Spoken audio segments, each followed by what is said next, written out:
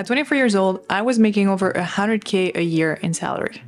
And 6 months ago, I quit that job. The work environment was great. The people were great, the conditions and the benefits were great. Yet, deep down, I knew I wanted something else. Something more challenging, something I could really pour my soul into, something that I could call my own, and something that I could be proud to say, I built that. In this video, I would like to talk about the implications of going from passion to business. Although I believe everyone is capable of it, I know this is not a path for everyone. To this day, this remains one of the hardest decisions of my life. I was terrified of giving up my financial privileges, which allow me to travel basically wherever I wanted, to eat at the best restaurants, to invest in assets, and enjoy these luxuries so early in life. Many thought it was crazy stupid, but few understood the value of that decision. You see, although wonderful on the outside, I was slowly dying inside, month after month, year after year. I was getting so used to seeking comfort and remaining in it that I was running away from any friction life sent my way. For example, I was becoming softer in areas of life where I should have been standing my ground. I was not pushing as hard at the gym. I was losing consistency in my nutrition. My sleep schedule became completely random. I was not investing as much time as I should have in my relationships either. And on top of that, I did not want to learn. It's not even that I was not learning. I didn't even want to. And because I was seeking that comfort, everything felt more and more uncomfortable, difficult and painful in a sense. I started blaming other people than myself for the misery I was putting myself into. And this is how you build bitterness in the long run. Because I started despising what I saw growing in me. And I knew if I didn't do anything about it, it would get worse over time. The people close to me would describe me in the past as a very expressive and joyful human, with big dreams that she would chase. The problem was that my dreams became illusions instead of goals to achieve. And when that happens, you start living more in your head and less in reality. You cut yourself out from the reality you should be in because you are building one that's less painful than the other. Because it's easy. It's easy to create a world where everything goes your way. And it's much more difficult and resource demanding to build one in reality. All of you know me here as a photographer. And in essence, that's who I am and that's what I do. But I knew the decision to go all in implied far more than doing photography full time. Here are the implications of going from passion to business. 75% is building the business, 20% is building the body and the mind, and 5% is actually dedicated to the passion. The truth is, when you decide to start a business on your own, you have to do everything. And I mean every single thing. For the past months, I have become a web designer, a copywriter, a video maker, a community manager, a sales and marketing director, a project manager, or even a graphic designer. And that is all on top of being a photographer in the first place. And that's just what comes top of mind. When you decide to go all in, your business becomes your life every day of the week, every single week. And I hear you. You might say, yes, but why don't you do it part-time and continue working at the same time? Right. That works when you start and you're trying to figure out if that's what you should get into or not. That's what I did, and that's what I recommend doing.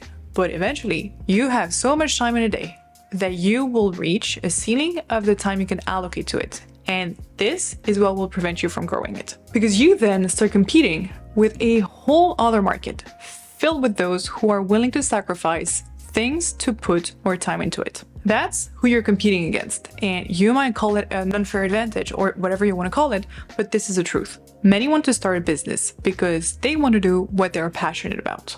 If you think you're going to practice your passion all day, every day, that's one of the biggest mistakes you can make if you're going the business route. If you want to keep it as a passion, that's a whole other topic. There were 4 main drivers for me to decide to get all in. 1, I understood what having a business meant because I already had a background in management, business administration, marketing, sales, and communication. Number 2, I fundamentally knew I could make money because I had already made good revenues doing photography and videography projects aside from my day job. And I have successfully launched a digital product as well. 3, I had already some sort of social proof that I was good at what I was doing. I had already worked with brands like Nikon, which I'm very grateful for, and shout out to them for believing in me. But I also got interviewed already on podcasts. I had some articles published. I had a few exhibitions, and I also had a growing audience online. And number 4, I had my back in two ways. First, I had saved up enough money from my past job to sustain myself for a few months. And second, I had already built a strong portfolio of images. I knew I was going to work more than I ever did. And I knew I was not going to do photography as much as I used to. And I was okay with it. I had an interesting question the other day. The guy asked me, but aren't you afraid of not liking to photograph and create your images anymore now that it's become your job? I had considered that before leaving. And it's precisely because photography is only 5% of my actual work distribution that I still enjoy it. In fact, I am enjoying it even more now than I did before.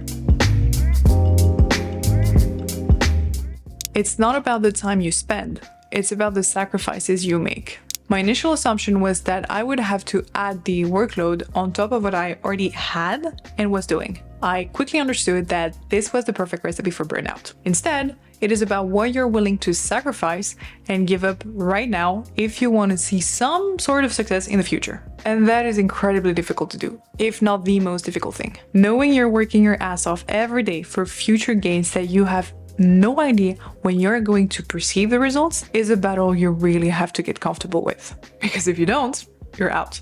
I consciously gave up the following for the next few months. Drinking alcohol, because it disrupts my sleep and it leads to less productive work the following day.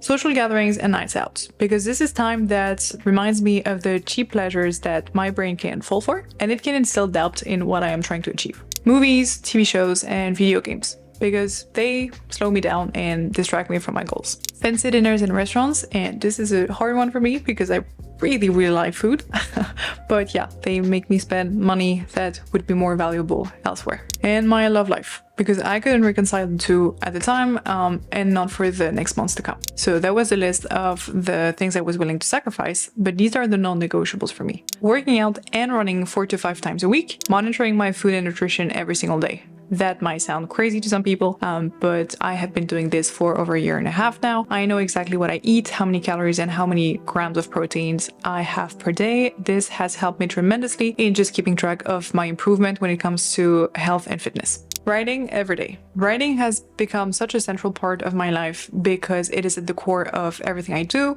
This is how I write my newsletters. This is how I write the videos that you're now watching. This is how I also plan my content. This is how I externalize a lot of things. This is also how I build future projects, collaborations, products and services that I'm about to launch. So writing is crucial in my process. Have a sleep performance of 95 to 100% every night. So the sleep performance is basically a ratio between the hours that you would need compared to the hours that you actually get. And this is something you have control over because you choose when you go to bed and you choose when you wake up. At least that's the case for me. So this is something I have control over and that I will do my best to stick to. Read a book or listen to a podcast at least 1 hour per day. Usually this will happen when I'm at the gym or late at night before going to bed. Some people will see this as too extreme, and maybe it is, but I wouldn't trade my life with theirs. And when I listened to the mentors that I chose, this is what was required to lead to the success that they were aiming for.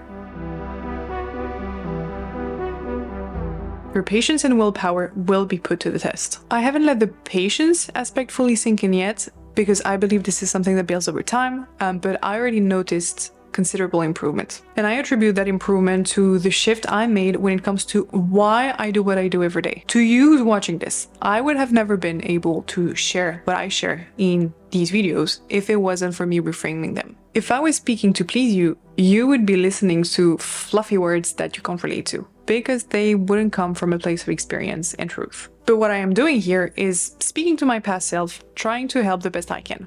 And I know I'm not the only one experiencing this, which is why it can help others too in their journey. This is how my patience and willpower started building. Every day I am getting a bit further away from the desire for instant gratification and getting closer to wanting to connect, help, and educate instead. The stronger the reason you're doing it, the longer you can play. And if you do it from a place of truth, you will build trust over time that can never be bought. That's how you play the game. That's it for today. Hope you enjoyed, and if you're still here, thank you for your time. All the information I share in these videos is first released through my newsletter, so if you want to have access to this content in advance, feel free to subscribe. We're already over 300 people. I'm very grateful for that, so if you want to follow the journey, you're very welcome to join.